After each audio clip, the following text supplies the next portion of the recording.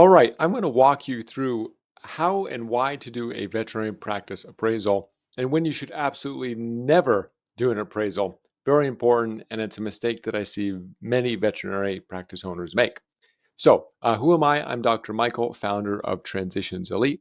We have sold more than $250 million of practice sales, putting those funds directly into your pocket as a veterinary practice owner, and more importantly, getting you the best deal terms and preserving the legacy of your practice.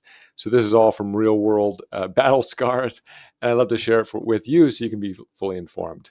Let's go ahead and jump in. So, why would you want to get an appraisal in the first place? An appraisal is really for small practices, and that's practices under 1.5 million specifically, up to under 2 million, and it's for a transaction with another DVM. Why do you need an appraisal? Because there are unsophisticated parties that are valuing the practice. This can be the other DVM, this can be the other DVM's accountant or lawyer, and specifically, a bank will require a veterinary practice valuation or appraisal to be able to understand how much they will finance against it, or at least it's an important part of the supporting documentation. So if you are that type of practice, then this video will be very important. If you are not, then skip to the end. I'll leave a chapter note there, and you can see if you have more than 2 million and 3+ doctors, you should never, ever get a veterinary practice appraisal. So I'll share that at the end. Now, what is the process? So number one, it's going to be the financial document review. Really, this is the practice tax returns, profit and loss statements, balance sheets, cash flow, putting together the financial picture that the bank and the other buyer can understand what exactly is the financial basis of the practice. Number two is the market analysis. What are the demographics in the area, local competition, and regional trends? This is important because you might have a DVM that is flying from outside your local area and they want to understand the dynamics. Thirdly, this is an operational assessment. So, what's your staff? What's the efficiency? What's the equipment? And what are the practice management systems? So, typically in this type of appraisal, it's really objective data. It's not necessarily position your practice in its optimal light. It's just an objective data report for the banks and for the other buyer. The second component are the value drivers. So, what is really going to drive the increase in value of your appraisal? So number one will be, of course, revenue. As you can imagine, as a buyer, you'd want to buy a practice that had consistent revenue growth. Two, profit margins. How are the margins? Personally, I love, if I were a buyer, to look at practices that were not profitable, or I mean profitable in the 10% range, because that represents a lot of opportunity.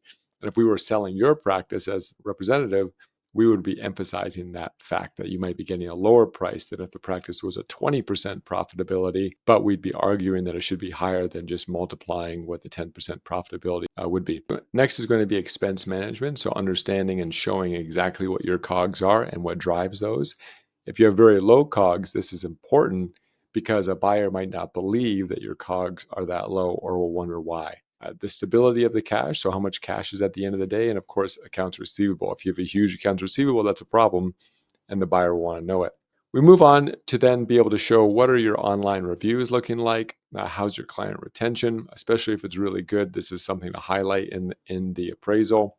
The tenure of the staff, depending upon the state or province that you're located in, this can be a positive or a negative because the buyer is going to have to deal with any long-term staffing liability, and this is going to decrease the price of your practice. And also establish procedures and protocols, and of course, making sure that you have good medical records. These usually aren't an issue in terms of a buyer looking at a practice. It could be if you have paper records, but usually an online PIMS would be fine. Next is market share. So really mapping out what the competitive environment is like, the growth potential. So putting some data in terms of industry growth dynamics. And then, of course, if there are any specific partnerships that would make this particularly interesting. For example, one practice had partnered with breeders and they got a lot of their business from breeders. And this is a double-edged sword, right? Because breeders are good because each new dog goes to a new family, but they're bad because they can be a bit difficult clients. And they also expect a good price. So it's really laying out the full dynamic of what's driving your practice's revenue. Once the appraisal has been done, and part of the appraisal process is organizing the financial records so that you have everything in place for the buyer. Again, the buyer will be quite unsophisticated if they're asking for an appraisal. You need equipment list, you need staff credentials and training records to make sure that everyone's up to date. You'll want to share what your operating procedures are, not a big deal. And then you want to really emphasize, this is where you get to the art of the deal, why your practice is great, that your clients are really loving your practice and they're going to stay for a long time. And ideally to support this by data. We move to operational improvements. So, with the appraisal, if you're not actually going to be selling immediately, it can be a very useful tool to understand what to do. Can you streamline your management systems, efficiency, address any operational weakness? This will definitely come through on the appraisal. And also, are there any revenue streams that you can enhance? So, the appraisal will compare your practice against the benchmarks, and you'll be able to say, wow, my food sales are a lot lower than typical. I wonder why that is. Or my COGS is much higher. This could indicate inventory control issues. That's usually the number one reason. And COGS is very important because it really dramatically impacts your profitability. For example, if you have a 31% COGS and your target should be about 22 to 25%, that's going to impact your profitability by 7 to 10%, which is really devastating when it comes to valuation, because all values are based on a multiple of that of that net profit.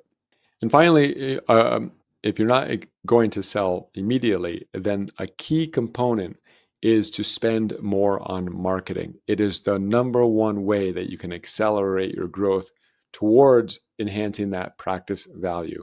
And I'm the founder of DVM Elite and would highly recommend DVM Elite. There have been hundreds, maybe even over 1,000 practices that have gone through that program. And in fact, this is why I was pushed to start DVM Transitions Elite, because the practices were growing at such an amazing rate, and the buyers realized that, oh my gosh, DVM Elite practices are really the top tier. And then they were coming and buying it directly from the owner, and the owner wasn't having representation, and they were getting really the short end of the stick. So Transitions Elite now goes to bat for those owners and maximizes the value. You'll see other videos in this channel that walks through, for example, a $20 million deal and the inside play-by-play on how that came to be. And I think that'd be very fascinating for you. But if you want to grow, then working with someone like DVM Elite, DVM Elite's got a proven record that can really accelerate the growth of your practice. So if you have like a 5-year time frame, then you want to hammer on the growth for the next 3 years, trim it out in terms of the total spend the last 2 years, and optimize your profitability. The really great thing is that sophisticated buyers actually remove the marketing expenditure because they won't be spending that amount. I believe it's an error, because you can be growing your practice at 15 to 20% a year. They remove that marketing expenditure because they think that their team can do it at a much lower cost, and then their growth rate goes from 20% down to 5, 3, or 1% without that marketing. So it's very clear in the data that you should be investing more in marketing. Also, what's important, if you can squeeze in another exam room, that's going to significantly impact your valuation. And I would definitely, a very easy win if you don't have one, start a care to share program. Offer your clients $50 if they refer somebody. This will add an extra 5 to 10 new clients a month into your practice. In terms of quality improvements, really the focus should be your online reviews, front desk staff training, and really to think about where your staff is weak and to look at staff development programs. Again, this is only if you are not selling within the next year. If you are, then these things are a bit too late. Now, part of the appraisal process is going to understand for you as an owner, is your practice sellable, and what are the structures that are available to you to sell? And is the value going to be worth it for you? Because sometimes very small practices who own the real estate, they realize that the value of the practice is worth a lot less than the real estate. And it's better to just sell the client list for $80,000, to a neighboring practice and close the door and sell the real estate, rather than try to sell the practice for 140,000 and then be stuck with that as a tenant, if the rent for the tenant is going to be a lot lower than the value of the real estate. So these are the types of decisions that do come out in a veterinary practice appraisal. I think the other part, which is right here in the document, is understanding what are your non-negotiables, and then is that viable for a sale. So who is your team to be able to sell? Another very important point. You need to have a veterinary broker representing you going into sale. Why? What about your lawyer? What about your accountant? Does the broker cost money? So the broker, if they're good, only takes a percentage of the success fee. So don't work with any broker that says, "Oh, pay me 5,000, I'll do this appraisal, and then we'll continue on," because that they're just taking the money up front. You want somebody that is married to your outcome and that they will not take your sale, that your practice, if they don't think that it will sell. And that's important feedback for you. You don't want someone that will just take your 5 grand, know your practice won't sell, and then your practice sits around, for a number of years. That would make me very uncomfortable on the transitions elite side if we actually did that. So we don't take any money up front. And why not just use your accountant? Because your broker will know how to sell a vet practice. They'll know the buyers and they'll know how to drum up demand. If you have a smaller practice, then really the demand generation to find the buyers is very difficult and requires a lot of hustle. If you have a larger practice, then you want to engage in a bidding environment with these top buyers and really pitting them against each other to get the best price and the best deal terms. Now, an accountant or a lawyer, they simply do not know how to do the deal making process and they will trip things up in the deal. So as soon as you sign the LOI, you need to get that sucker closed in 120 days or less. If it is delayed, it will negatively impact your practice's value hugely. And I see a lot, the problem with accountants and lawyers is that in the deal making process, not normally, but in the deal making process, they will slow it down, they will fight over pedantics, and you could very well lose the deal. I knew one veterinarian who bought a practice. Their lawyer was so incompetent that they kind of ponied up and paid 40 grand worth of legal expenses to cover all the work that the selling lawyer should have done because they really wanted the practice. But he was motivated and he thought many times that he should potentially walk away from this deal because it was too problematic. Now, your broker, if they're really good, and this is what I'm proud of on the transitions elite side, we drive this thing like a freight train. And so we will tell the lawyer and the accountant, look, guys, we are here to get this thing done and we need to get it done quickly. If we don't, then this is going to negatively impact the practice owner.